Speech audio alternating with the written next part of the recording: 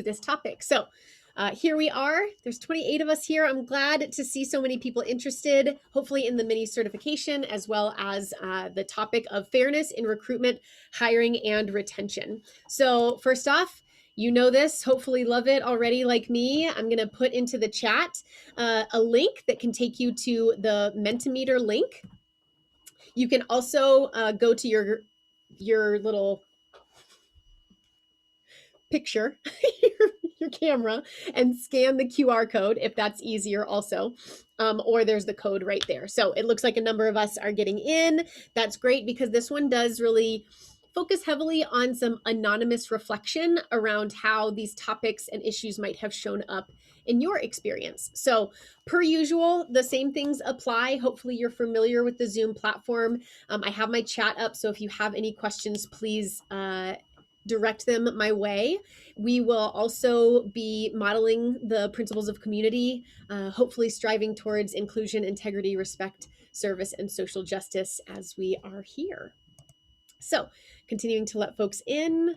Welcome. Thanks for being here and join us in that Menti. I'll put it in the chat one more time.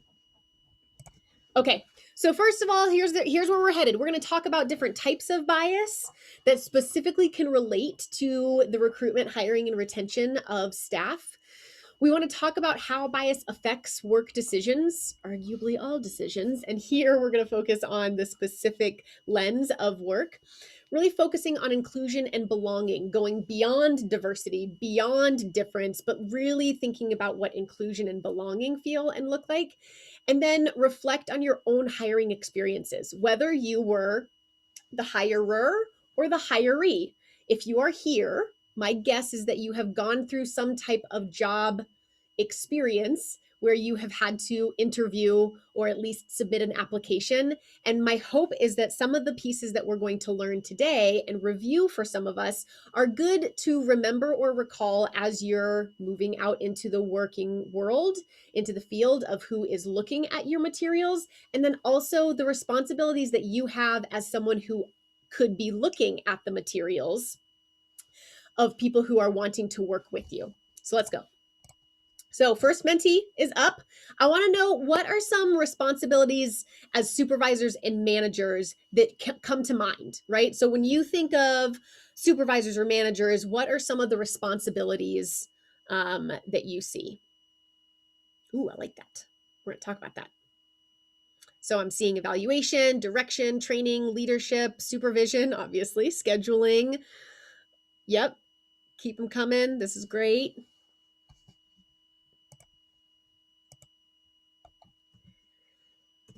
Great. Cultivating culture, time management, direction, leadership, supervision, staff training, accountability, lead, listening. Oh, so great. Delegating. A lot of delegating, communication, feedback, etc. If you have just joined us, welcome. The instructions to join the Mentimeter are in the chat. We hope that you will. So these are some of the responsibilities. One of the things that we'll talk about in a different workshop is this overlap or this concentric circle of leadership and management. Sometimes leaders and managers can be the same person, right? Arguably the skill sets of those different roles could be different, right? So managers continue the operation, maybe do the scheduling, continue in maybe smoother flowing, work with employees, etc. And then leaders set that culture, set that vision, set that direction.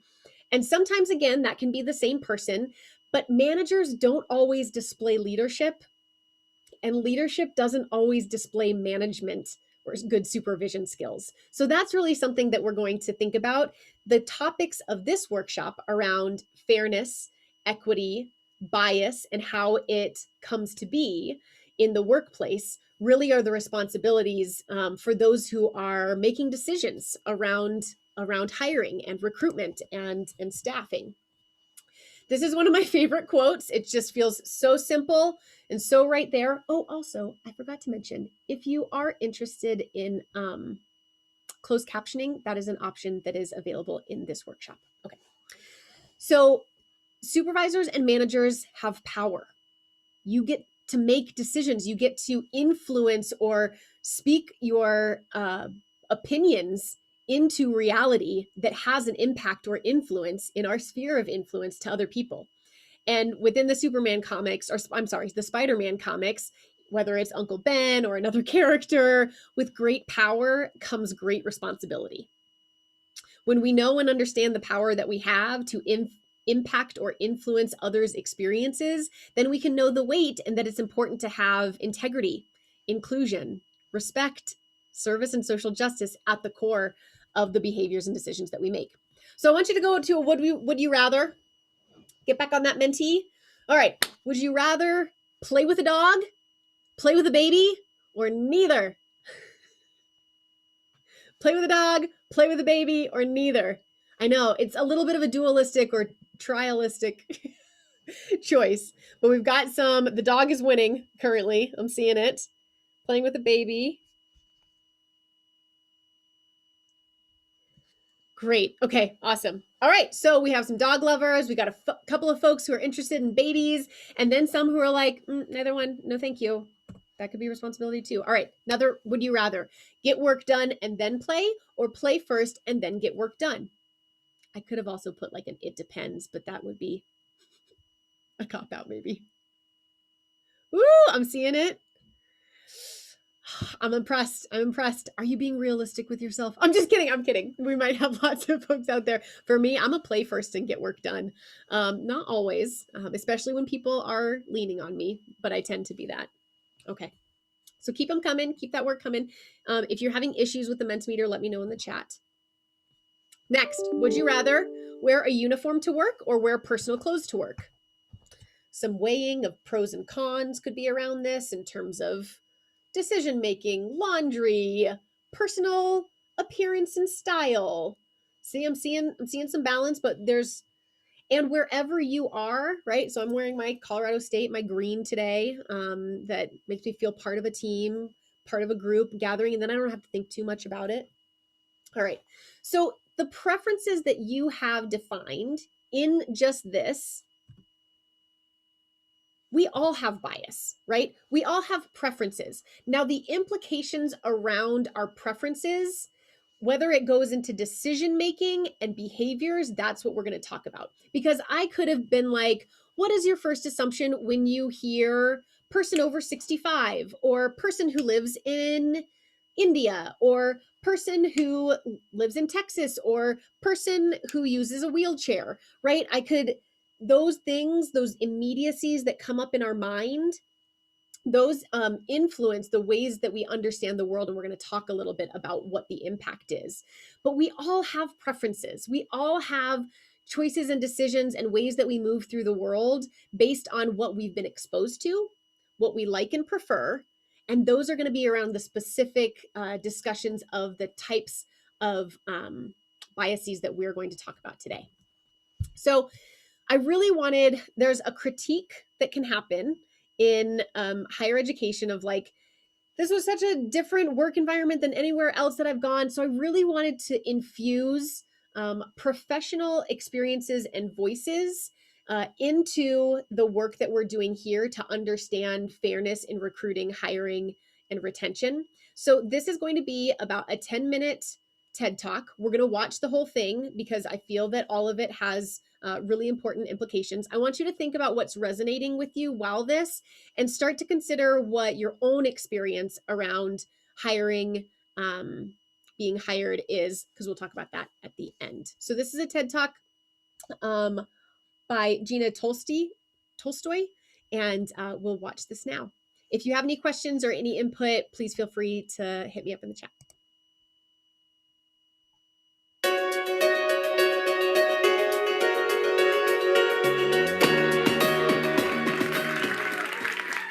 Do you know the average time it takes a recruiter to review your resume? 6 seconds. That's it. We spend 30 times longer microwaving popcorn. Now, I'm sure most of you have not gotten a job and wondered why. Well, the real reason may surprise you, and it may also surprise the people that are making the decision as well. Now, research has suggested that we are actually bombarded with 11 million pieces of information at any given time, but we can only handle 40.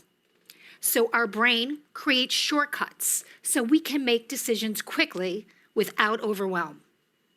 But this creates bias that we're unaware of, known as unconscious bias.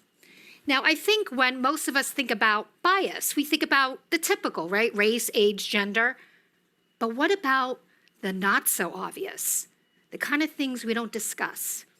The kind of thing that maybe will shock you. The kind of thing that'll make the difference between your resume going in the yes or no pile.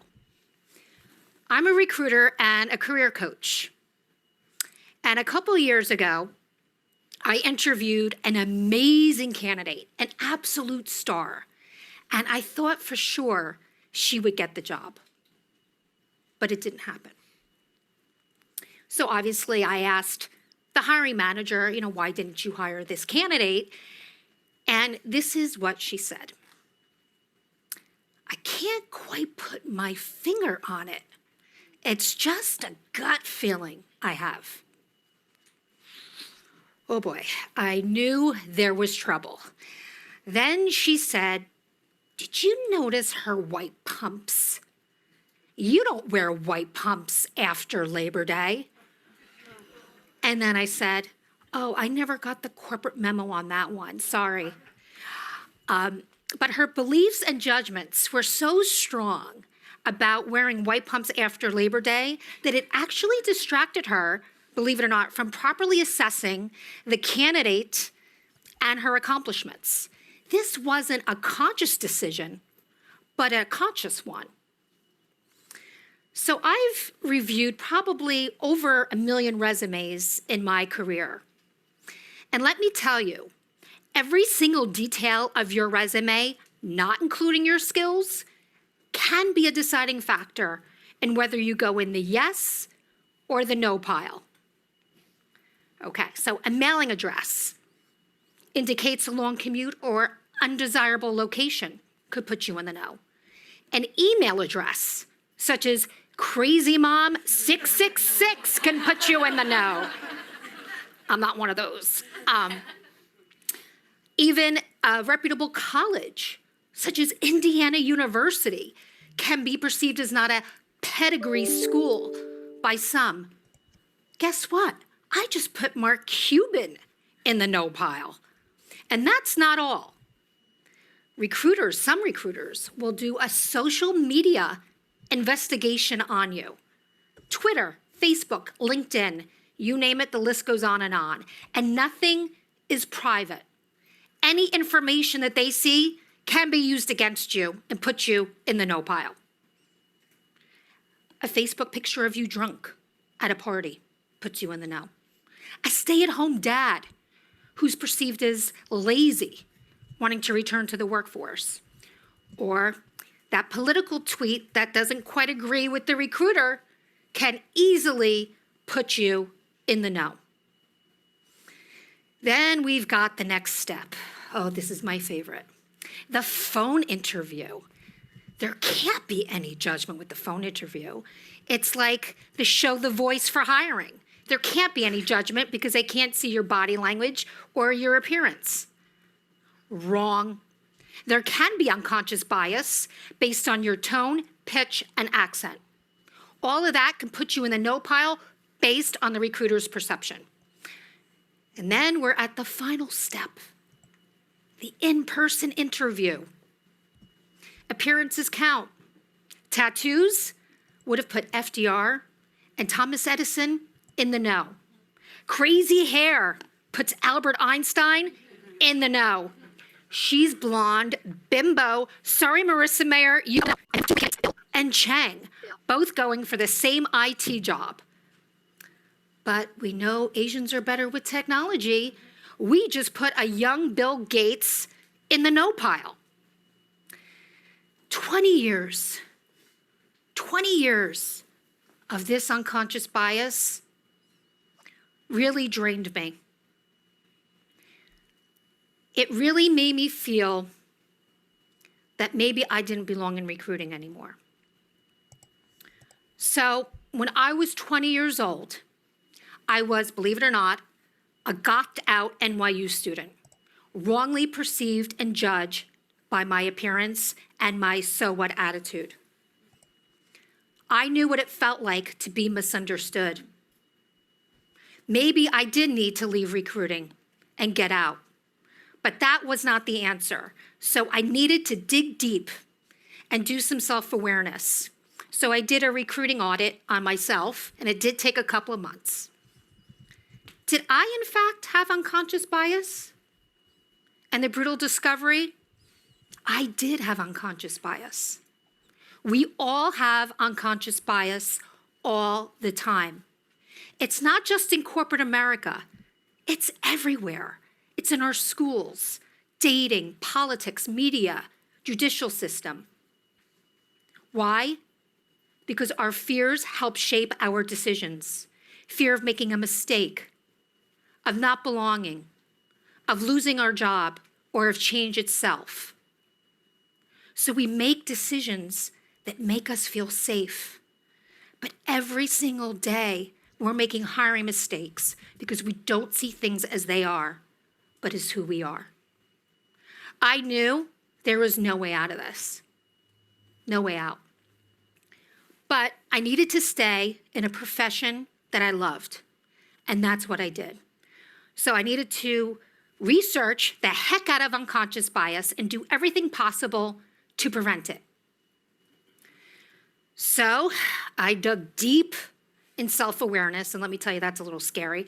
I wrote down my assumptions, judgments, perceptions, and I had a huge discovery. I don't like bright red polka dot dresses. I unconsciously put a candidate in the no pile for wearing it, and that's embarrassing. I also took Harvard's online implicit association test to measure my level of bias. But I had an amazing discovery. I started to challenge myself and the hiring managers with two simple words. Two words that had the most impact on unraveling unconscious bias. Two words that I used a lot as a goth chick from Jersey. So what? So what? So what if the candidate has an hour commute and is more than willing to do so?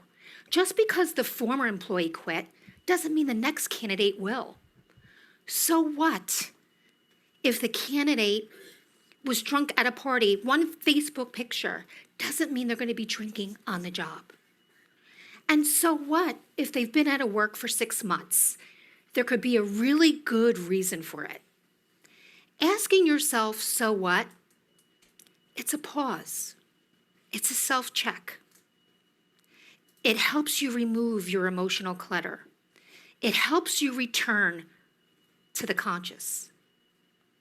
It also helps you focus on what is important by questioning the facts and judgments that you use to make decisions.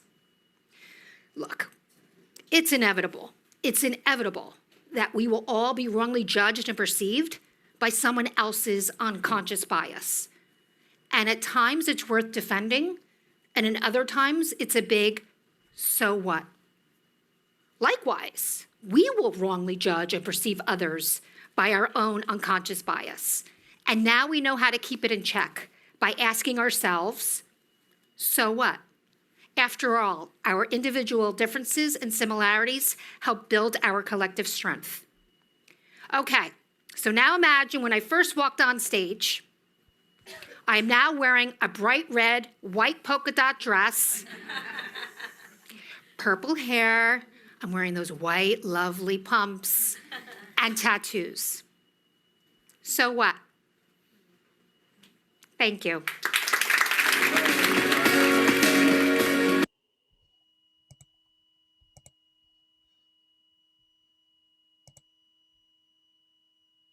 Okay.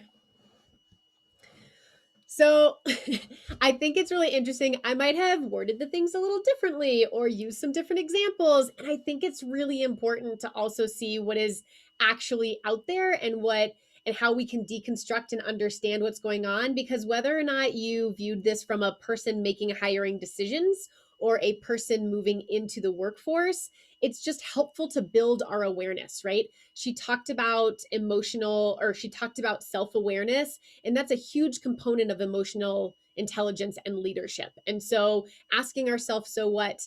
And understanding our bias is part of why you're here today. So I would love folks to go to Mentimeter. What was one takeaway that you had from the video? And I'll let those roll in for about 10 seconds or 30 seconds or so. Mm-hmm.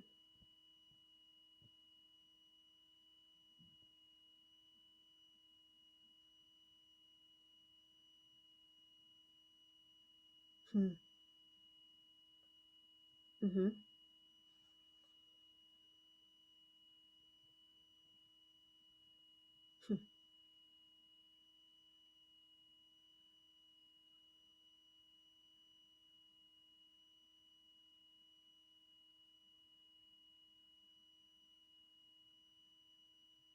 Mm-hmm.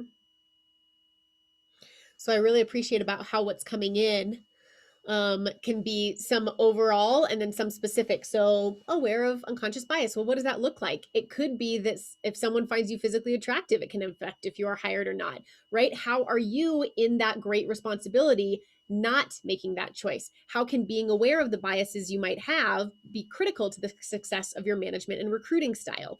Learning how to assess if you're being biased. I put in the chat um, the implicit Harvard test if you want to take that on your own. Everyone has some degree of unconscious bias, and it's important to be aware of it. Don't judge a person's ability to work by their appearances or your beliefs about them. This is crucial, right? And so, easier said than done. How do we actually behave in these ways? And first is today around awareness and knowledge. And then we'll move into skills and action of bringing this into a culture of inclusion and belonging. Thank you for participating for the folks who were able to. Okay, so now we're going to head into some vocabulary. So what I want you to do is there's a question on your Mentimeter. You can, I think, type in a name. This is the first time I've done quizzes. So you can either type in a name or you can put in an emoji, or again, it can be totally anonymous. We're not going to have our leaderboard here, but I'm going to wait for a couple folks to enter, and then we will go to the first question. So as you all are entering this, oh, I love there's a ram. So this is going to be around some, okay, well, what are we actually talking about here? Like when we say, I think unconscious bias is a little bit of a buzzword that is like bounced around a lot, but like what is it? Like, and what does it look or feel like, right? And some examples. So we're going to go into that in some definitions. All right. All correct. Okay, so the question is, oh, I'm sorry. Start this again.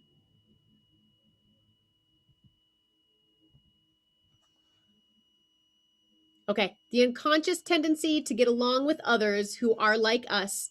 It's easy to socialize and spend time with others who are not different. So is this the term affinity bias, confirmation bias, nepotism, or just the way things are?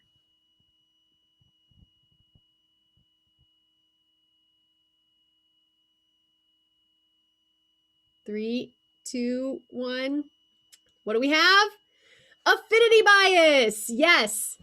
14 of you got the correct answer. Awesome. I'm really glad no one said just the way things are. And it can be just the way things are if we don't seek to unpack it and to really understand it. So that's that unconscious tendency. So it might be that, like, oh my gosh, we both studied abroad in Spain. And it's like, ooh, who has access, ability to study abroad in Spain? And there could be a connection and you can find some things to talk about.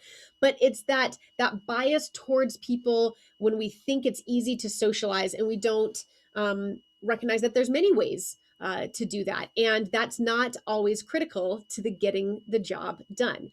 But again, it's important to recognize our affinity bias around that. Okay. The next question, question 2.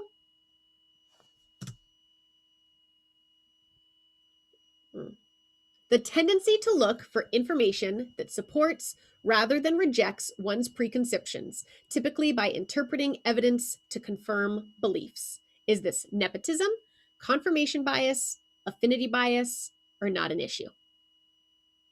This one was faster. Sorry about that. Woo! Oh, nice. Yes. So confirmation bias, you can find it in the language of it, right? It confirms preconceptions. This means that when Gail was talking about all of the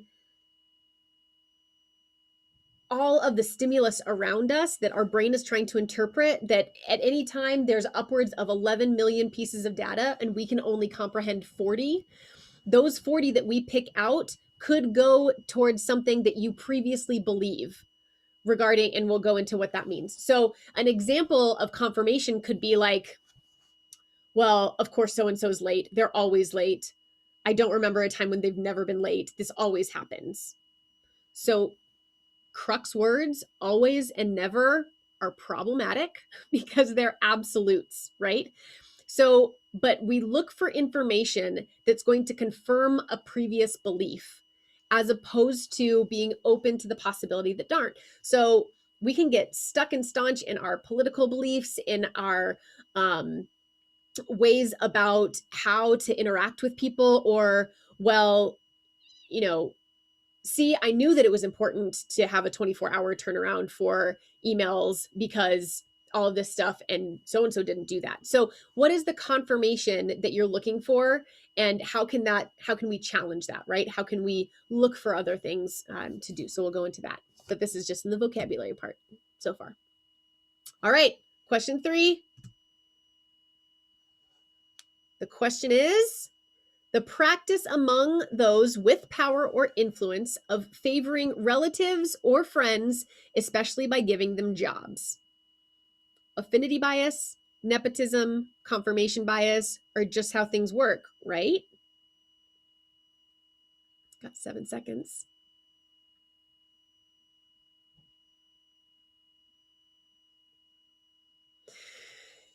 Nepotism wins. So this is an important one to realize and recognize how this can keep people out of the hiring process based on where we recruit or find people for our jobs. Oh, I know so-and-so is looking for a job, so it'd be just easy to bring them on staff. They'll get along really, really well. Have you heard this before? I have been a product of nepotism in my family's rafting company, right? So, like, I know that I don't have the credentials to necessarily get me to the top of the line in that, and access got me there. I had to work hard to continue there, but I also acknowledge and recognize that nepotism was a factor in that. I think it's really important to be honest with ourselves about when this happens, and how this happens and how we can push against it. I'm not saying that by knowing what it is, it will never happen again, but recognizing the power and influence that we have to potentially favor relatives or friends, especially by giving them jobs, is important to realize how we keep kind of keep tabs on, or keep a tightness on the culture and not let other folks in because of this. So recognizing what affinity bias, confirmation bias, and nepotism are in terms of hiring and recruiting will lead us into some examples of how we can see this operate and work. So why are these concepts an issue? Like, why would we spend time talking about them? How does knowing about them impact your work environment? I want you to think about affinity bias, favoring things that we like or are familiar with, confirmation bias, right? Looking for information that confirms our previous beliefs. Social media algorithms are all about confirmation bias. I just have to share. If you haven't watched The Social Dilemma yet, it is really well done. And then nepotism. Why are these concepts important? I'll be quiet so you can respond.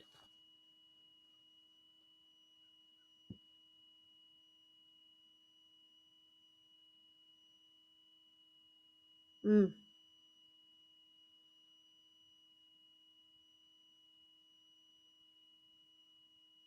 Hmm. Hmm.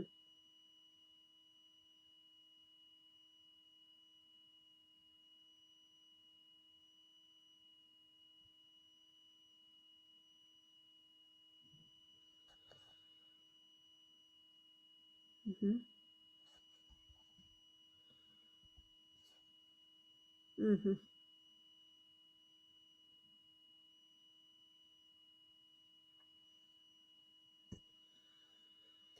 Thank you for contributing. And if you haven't, hopefully you're reading the concepts on the screen.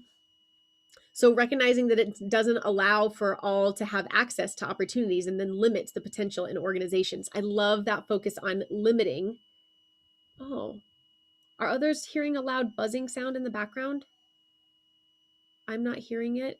Yes, interesting. Some are and others are not.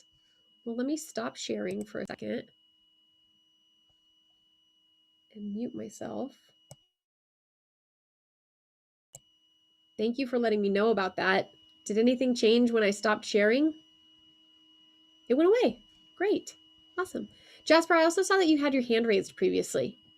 Oh, now it's back.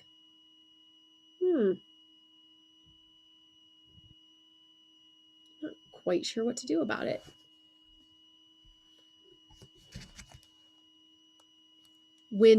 Oh. So tell me again in the chat if I mute it.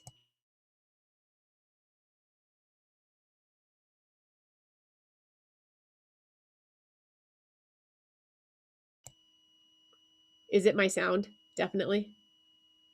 Oh no. Okay. If you give me 20 seconds, I'll switch to my phone audio. So take a visual break for a second, read the concepts that are on the screen. I'll reshare right now and I'll call in on my phone.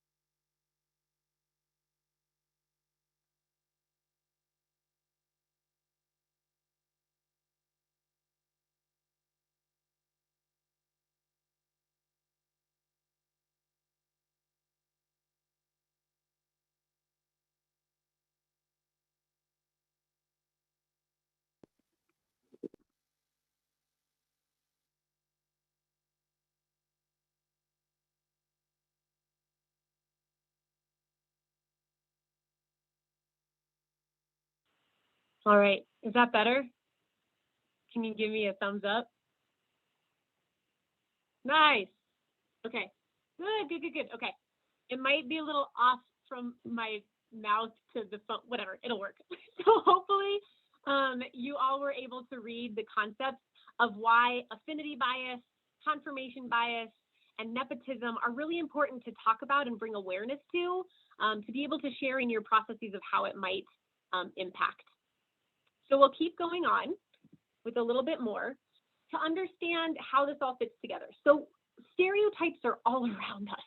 They are in media, they are in messages that we receive from our families and our communities. These are pattern portrayals or representations of specific groups and its individual members within a particular culture. So, right, these are, I could ask you, what's your consideration around folks who come from a Sikh background? That's a type of religion. What is your perception of folks who come from China? I mean, there's a variety of things, right? The stereotypes that we see are just this pattern portrayal, making one story the only story. And what happens is we take that in, all of that information, and then we interpret it in our mind, whether we want to believe it or not, into a predisposition to think about a specific group and its individual members in a preconceived ways. So like I'll use an example of border collies and healers, right? So I have a healer and a border collie in my home, and the border collie is deemed to be the smartest one. She's brilliant, she's kind, she's fun, all of that. All of the things she does fits into that confirmation bias for me, right? Whereas the healer, she's a little bit slower to learn, doesn't take up things, she's a little bit more stubborn, but we treat her and it behaves and we discriminate against them and actually treat them differently based on our preconceived notions and our biases of what some can do and what others can do. And while I've used dogs in this example, we do this with people all the time as well.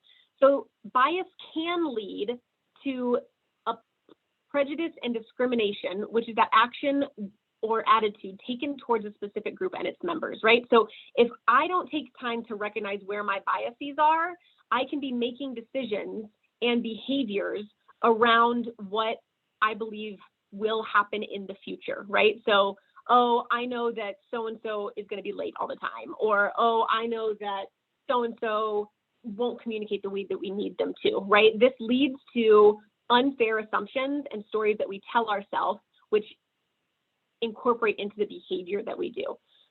If you're like, all right, well, how does that work? We're going to see an example of this in a second. Jasper, I see that you have your hand raised. Do you want to come off mute? Yeah, excuse me, my voice is a little gone, but That's okay. you're talking about like kind of making conceptions or like predetermined beliefs when from the experiences you might have, right? Mm-hmm. And then those are applying to the future. Where do you find a balance between, obviously you don't want to like, you know, like you're talking about, make those assumptions, but it's also like learning from the experiences you have to have a better ability to predict what will happen or understand. So you're like talking about like interactions, for example, interactions with people, like that person is always late. So, you know, whatever. But like, what if if they are always late and you like, there's a middle ground of planning and knowing that they're going to be late, right? And you're still like, how do you use that information to be beneficial while not creating a bias, I think is the question I'm asking. Thanks, Jasper. I appreciate that. You know, I think that communication and transparency, especially if it's around, so what? If they're always late, does that matter, right? We actually have a preconceived conception of how time should operate in a, quote, professional setting. And in some ways, there is a really good reason and rationale for the so what, right? That things are time-oriented and you do need that. And then there are other work environments that operate with a 5-minute buffer or a 10-minute buffer or things like that. So when we communicate and talk about the expectations beforehand, it then allows for those understandings and boundaries around, like, say, a work culture to be communicated, right? And I think what, Jasper, you're talking about also is that difference between, like, with an individual person versus on, well, all people who are like this are late all the time. And one of my favorite things, takeaways from Chimamanda Ngozi Adichie's TED Talk of Danger of a Single Story, she says, the danger with stereotypes is not that they are incorrect, it is that they are incomplete. They make one story the only story.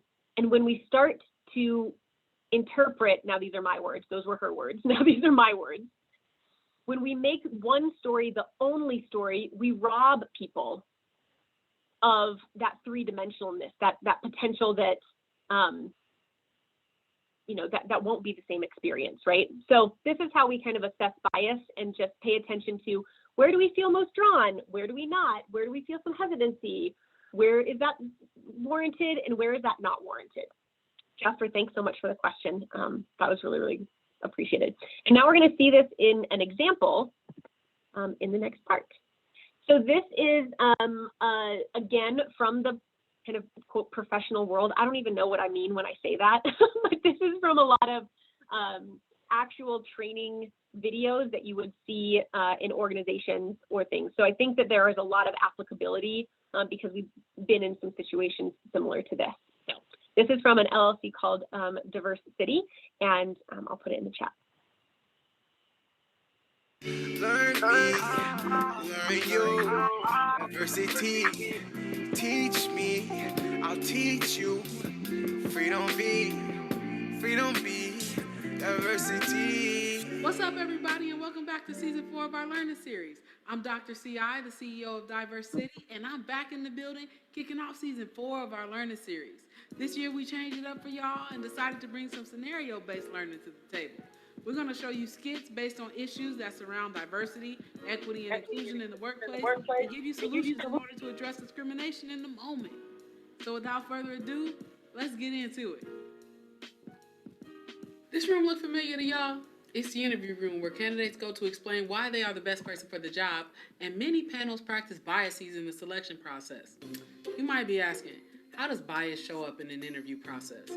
Well, pay attention to this skit. I thought Jamal was a decent candidate. I mean, he certainly has all the qualifications, as does Jim. But there's something about the qualities that Jim has that I think make him more of a culture fit. You know what I mean?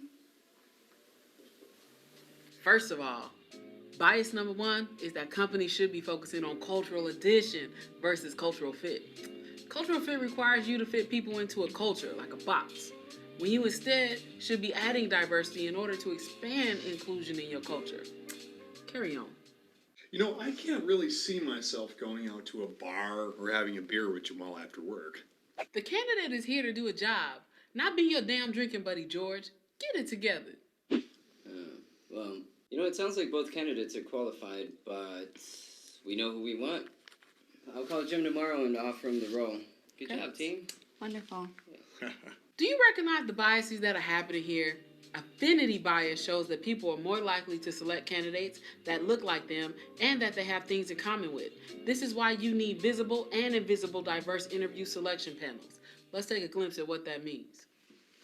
I thought Jamal was a decent candidate. He had all the qualifications, as did Jim, but I don't know. There's something about the qualities that Jim has that makes him seem like more of a good culture fit. Wait, hold up a second. What part of our culture is it that Jamal doesn't fit into? I mean, our values are diversity, inclusion, kindness, knowledge, and respect, right? Both candidates exhibited those. Right, but which candidate would you more likely want to go out with after work and have a beer? Well, I prefer to judge a candidate on which candidate would be more likely to help me complete a project. We shouldn't be judging candidates on our social expectations. That's not fair. How about this?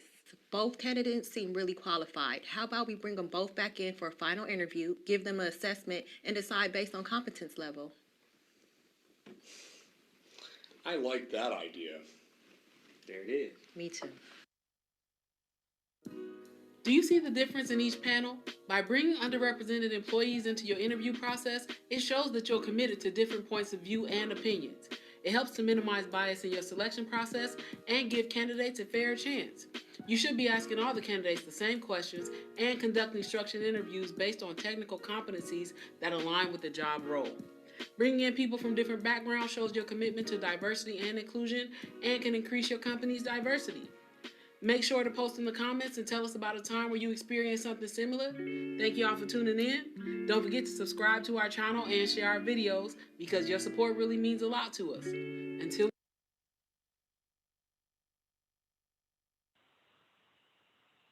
Great. So that's just an example. I love it. At the end, it feels a little cheesy, like, oh, I really like that idea. But I think that it shows an example of the types of conversations and the key for me in that video being around cultural addition versus cultural fit. We expect people to adhere and immediately fit the culture of an organization of like, oh, it's just like this or like this, as opposed to seeing what can be an addition and bring different viewpoints, perspectives, and promising capabilities to the workshop. Or I'm sorry, to the workshop, to the workplace. Okay, so I'm not going to wait too long on this, but I want you to think about a hiring experience that you've had and if any of the concepts we've talked about showed up or how. So far we've talked about affinity bias, confirmation bias, nepotism, and some of that in the hiring or workplace. So I want you to personally reflect. You don't have to put it in Mentimeter, but personally reflect if any of this has happened to you as we continue to go on into the next part. There's a question, should this be on the hiring panel or the candidate side?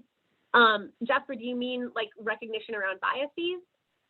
You're asking a time that we experienced this. Should we have been in the position of part of the hiring panel or part of the candidate? Either one, because I think it happens on both sides of it. So just reflect on that. And if you're jotting down notes, think about a time that happened for you. So we're going to go on. I'm seeing time. It's going so fast. So we're going to keep going on to the next question. So this is another one, providing equal access to opportunities and resources for people who might otherwise be excluded or marginalized, being welcomed, valued, and affirmed. Is that retention, inclusion, belonging, or cultural assimilation? Whew, this one went too fast. Sorry about those settings. Wow, 12 of you were still able to get the correct answer. That's awesome, yes. So inclusion goes beyond invitation. It's that feeling of welcomed, valued, and affirmed, and providing that equal access and opportunities and resources. So the next question that we have, you'll start to see the theme shifting of where we want to really recognize and work towards inclusion and belonging.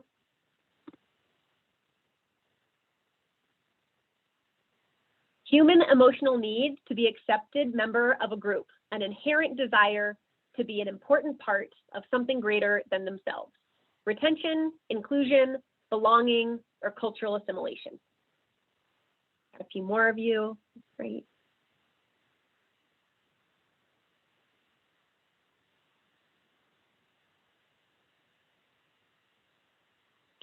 And all 14 who participated got the correct answer. Again, yes, so this is belonging.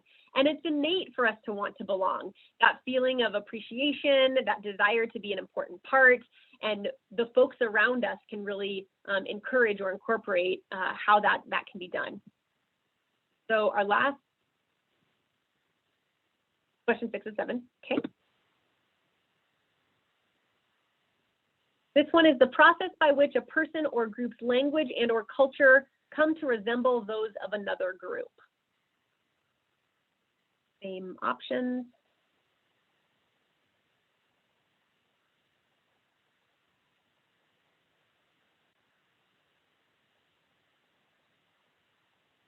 Yes, this one is cultural assimilation. And now we want to be, this is a slippery slope, right? Because it could be jargon in tech industries that you need to know to be able to work through it, right? That's different than saying, well, all people need to look and sound and treat like this, and all need to dress like this, etc. Right? So the process by which a person's or group's language and or culture come to resemble those of another, there's difference between like acculturating into an environment and welcoming in those different and diverse ways of doing it, and then forcing people to act a certain way. Like I think about Allison's example of her tones in her emails getting policed, and then her needing to infuse emojis and lots of emotion into those emails. That would be an example of the implicit biases around communication behaviors coming out, if that makes sense. All right, last question.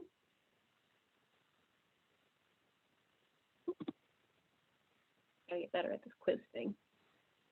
The efforts by which employers attempt to keep the employees in their workforce with the employees being satisfied and taken care of.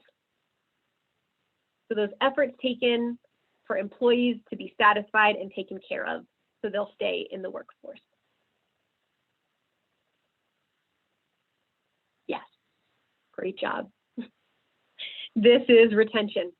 This is the ways that we can behave, the ways that we intentionally retain, so we can keep people working with us and satisfied so that they don't leave for reasons of anything like bullying or hazing or harassment or egregious like that, all the way to that feeling that they just don't belong and they just don't fit in and they're too different and that's not welcomed or valued and affirmed, right?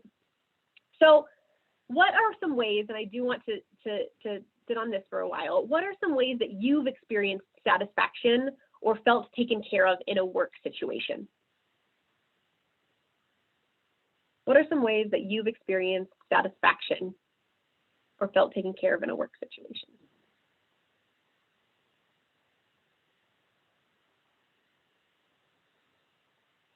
So for me, this might be small. Like I like to send memes back and forth in my emails and just have a laugh with my colleagues and coworkers. I'm being listened to, but like actually very, yes. Boss asked me how I was doing after an especially stressful Thanksgiving break and genuinely wanted to be for me if I needed to talk about it. Awesome. Ooh, receiving praise and affirmation for a job well done, being acknowledged and praised for hard work, one-on-one conversations with other managers and staff members, having my opinions be seen as equal contribution, positive feedback. Don't just tell me when something needs improvement, tell me what I've done well and correctly too, because then that can be balanced and you can also provide the things that may need to change for certain reasons. Had someone reach out to me on a non-work related via work just to check in and see how I'm doing, being acknowledged and praised and receiving praise and feeling heard. So you're seeing a theme here, right? These all contribute to that sense of belonging and sense of care. So here are some strategies that I'll leave you with. If you want to get out and take little pictures of the ideas and situations, we're going to talk about strategies to resist bias. So I already put in, maybe watch those clips again.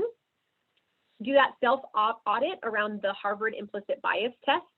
I'm also going to put the attendance link in so folks can submit their attendance and get credit for the mini certificate.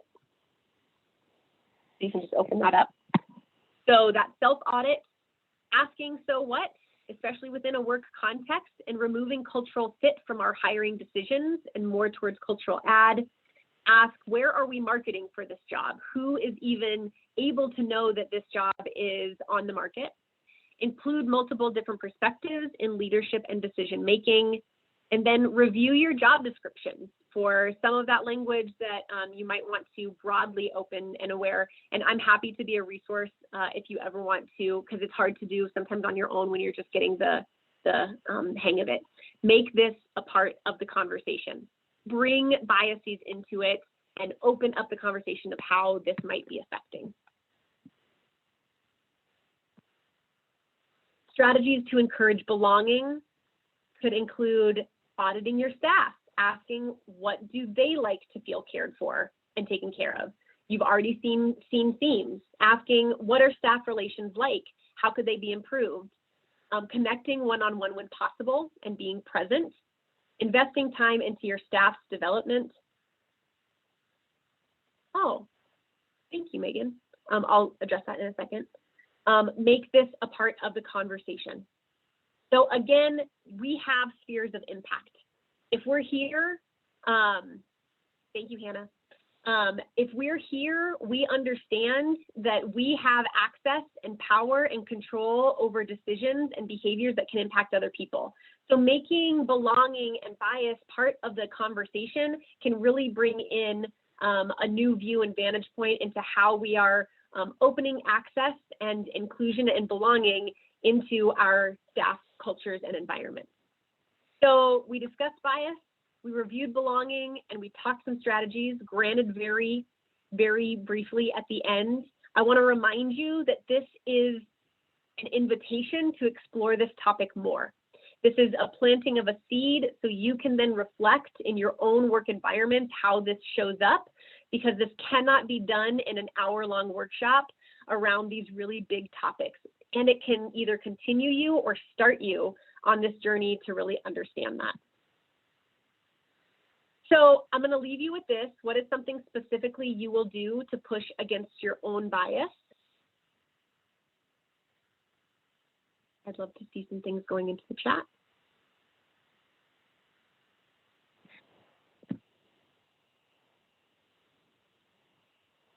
We're going into the meeting. Ask so what? Stop to ask why. Educate myself on issues within communities I'm not a part of. CSU is such a great place to do that. The diversity symposium, TED Talks are a great way to do that.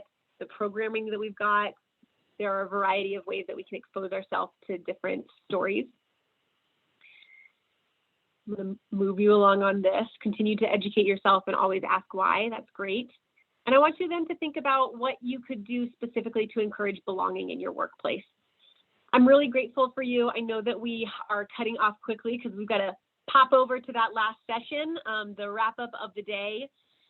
Any questions you can send my way and share feedback. I'm really, really grateful for those of you who stuck with it, and thanks for the technological difficulties. And I'll see you in the webinar.